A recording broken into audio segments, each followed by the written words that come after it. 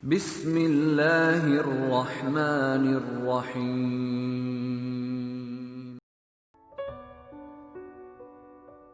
Assalamualaikum warahmatullahi wabarakatuh. Innal hamdalillah nahmaduhu wa nasta'inuhu wa nastaghfiruhu wa na'udzu billahi min shururi anfusina min sayyiati a'malina may yahdihillahu fala mudilla wa may yudlil fala hadiya lahu. Asyhadu an la ilaha illallah wahdahu la syarika lahu wa asyhadu anna Muhammadan rasulullah. Allahumma shalli ala Muhammad wa ala Muhammad kama shallaita ala Ibrahim wa ala ali Ibrahim. Hari ini, bulan ini, beberapa tahun belakangan ini, kaum muslimin dikejutkan dengan pengeroyokan terhadap kebenaran. Dengan kata istilah lain yang tidak asing di telinga kita, dengan istilah kriminalisasi. Orang dikriminalkan, yang baik dikatakan sebagai perampok, pengkhianat dikatakan sebagai orang yang benar dan jujur. Tapi bagi orang yang membaca Al-Quran, ini bukanlah cerita baru. Ini bukanlah hal yang baru. Ini sudah lama terjadi. 1450 tahun sebelum Masehi, ada seorang nabi bernama Musa alaihissalam. Dia juga mengalami hal yang sama, diabadikan dalam Al-Quran. Inna fir'auna wa hamana wa junudahuma. Fir'aun, Haman, junudahuma, tentara-tentaranya, kanu khatiin. Dia kelompok mengeroyok Musa alaihissalam. Bagi orang beriman, ini bukanlah cerita baru. Hari berganti, musim berubah, dunia tetap itu juga isinya tak lain adalah Fir'aun, penguasa yang zalim, Haman, orang yang cerdas, tapi kecerdasannya untuk menjilat Fir'aun. Haman, orang yang diberikan akal sempurna, tapi akalnya bukan untuk mengabdi pada Allah, tapi untuk mengikut hawa nafsu, mendapatkan segenggam dunia dari Fir'aun.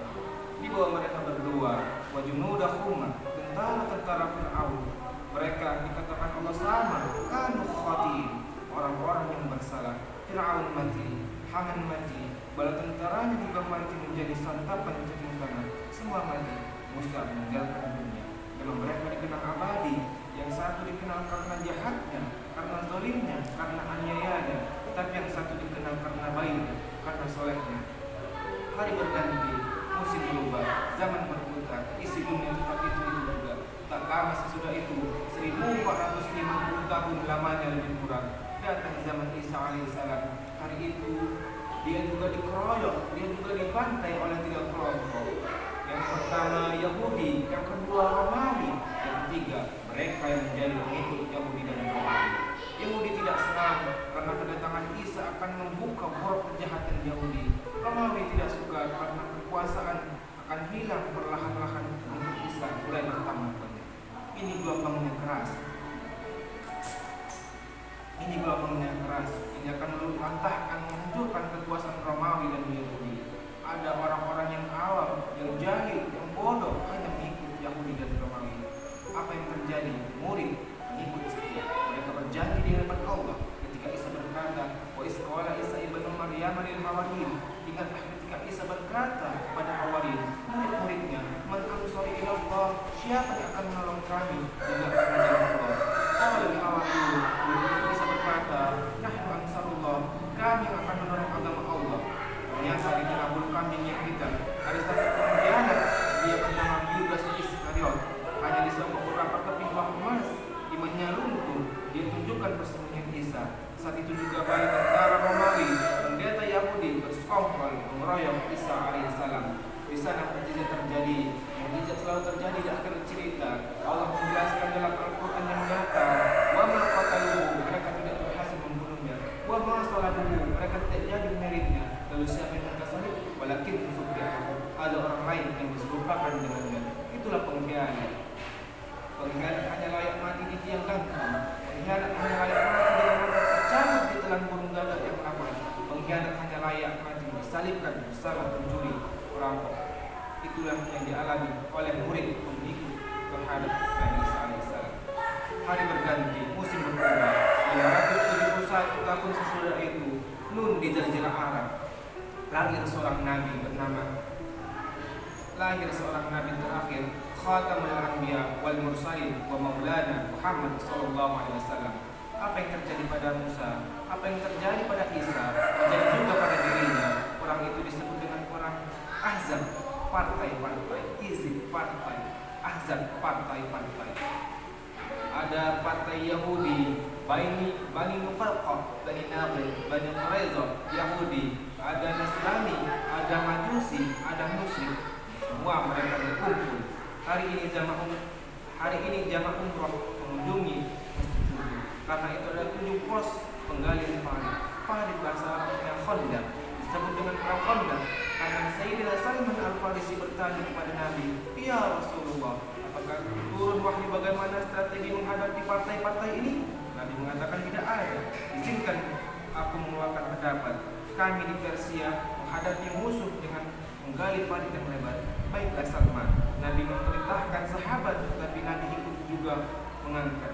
Di sanalah Syekh Syakir Al-Mubarakfuri menceritakan bagaimana mata sahabat Nabi melihat perut baginda yang basah karena keringat bercampur dengan tanah liat karena mereka menggali parit bersama. Sayyidul Anbiya wal Mursalin Muhammad sallallahu alaihi wasallam. Hari berganti, musim berubah, mereka meraih kebenaran. Ia sastur korhum kepada masal kaum muslimin.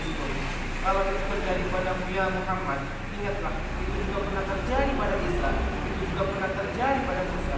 Jangan kau takut, jangan kau sedih, karena dunia silih berganti, zaman berputar. 1442 Hijriah. Berakhirkah kisah pengeroyokan terhadap kebenaran? Ini sudah berakhir, tapi ada pelanjut para nabi. Al-ulama warasatul anbiya, ulama yang menyuarakan ilmunya, ulama yang menyuarakan kebenarannya, ulama dikeroyok, ulama dihabisi, difitnah dengan istilah pemandu jihad. Siapa yang berkhutbah menyinggung kekuasaan, ini anggota pemandu jihad, tangkap, habisi, keroyokan.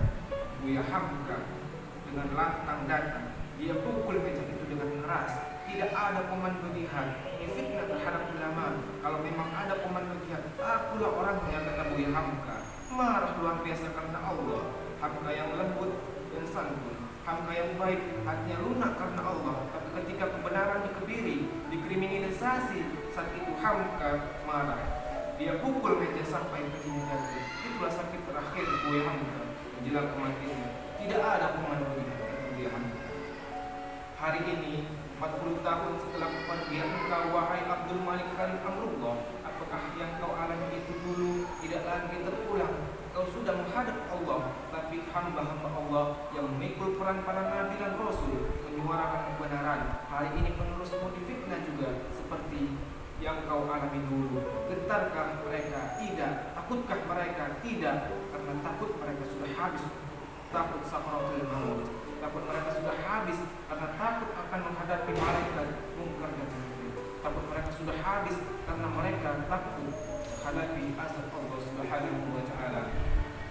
Ana ala awliya Allah. Ketahuilah orang-orang yang menolong agama Allah, la khaufun alaihim. Mereka tak ada rasa takut, wala hum yahzanun. Mereka tak ada rasa sedih.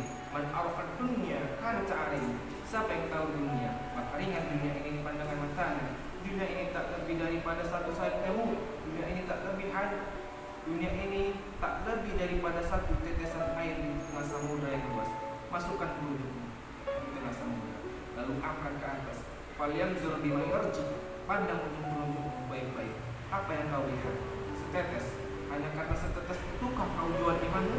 Hanya karena setetes itukah kau gadaikan keyakinanmu? Hanya karena itukah kau takut menghadap dunia, lalu kau hilangkan ketakutanmu menghadap Allah? Mereka yang memperjuangkan agama Allah tak pernah takut sedikit pun. Ala inna awliya Allah. Ala inna awliya Allah. Mereka yang menolong agama Allah. Allah yang sudah mencabut rasa takut itu karena perjuangan mereka. Lahir menjadi orang Melayu bukan pilihan. Lahir menjadi orang Cina bukan pilihan. Itu pilihan Allah. Tapi Allah berikan hak antara yang batil. Tapi Allah berikan hak untuk memilih antara hak dan yang batil. Allah berikan telinga, Allah kasih mata, Allah pinjamkan kuasa, Allah kasih tenaga. Pakailah untuk memilih dan memilah. Inna sam'a, pendengaranmu, wal basar, penglihatanmu, wal fu'ad, hati dan otakmu. Ulu ulaika kanan mas'ula. Semua akan disoal, semua akan ditanya, kemana kau berpihak wahai saudara? Dulu orang bingung memilih mana hak mana batil, tapi hari ini begitu nyata dan jelas. Dulu orang berkata ini peristiwa nun jauh di sana, kami tidak dapat informasi. Hari ini terbetik berita di Pulau Jawa sampai ke mata dan telinga. Semua akan ditanya, ina sam'a pendengaranmu, wal basar penglihatanmu, wal fu'ad hati dan otakmu, kullu ulaika kana mas'ula.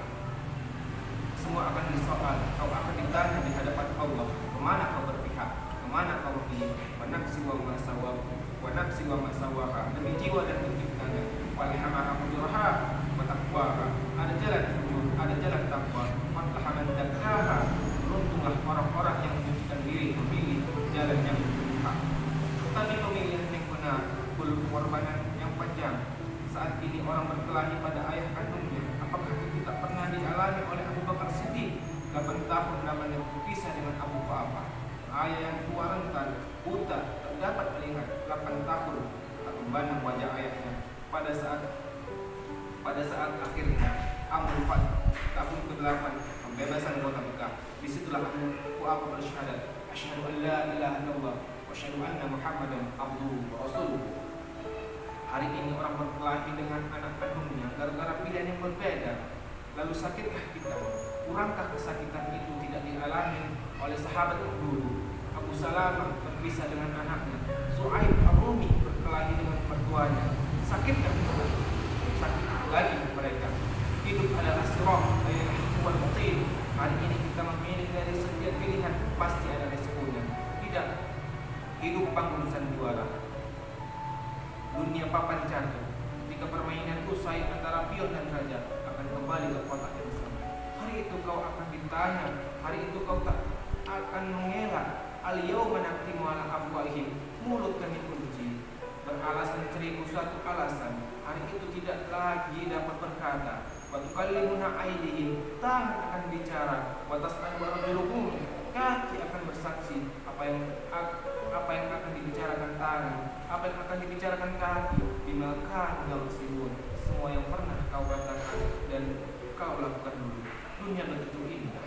Oleh sebab itu banyak terpukau dan terpesona. Tapi orang yang beriman, dia tahu kemana dia akan pulang. Dari tanah, tegak di atas tanah, berjalan di atas tanah, akan kembali masuk ke dalam tanah, jadi santapan cinta.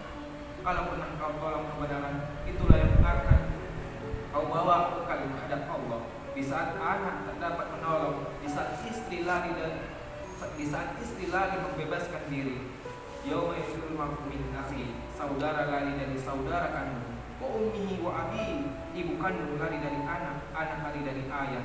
Sahibati wa bani, orang lari dari istri, istri lari dari suami dan anak.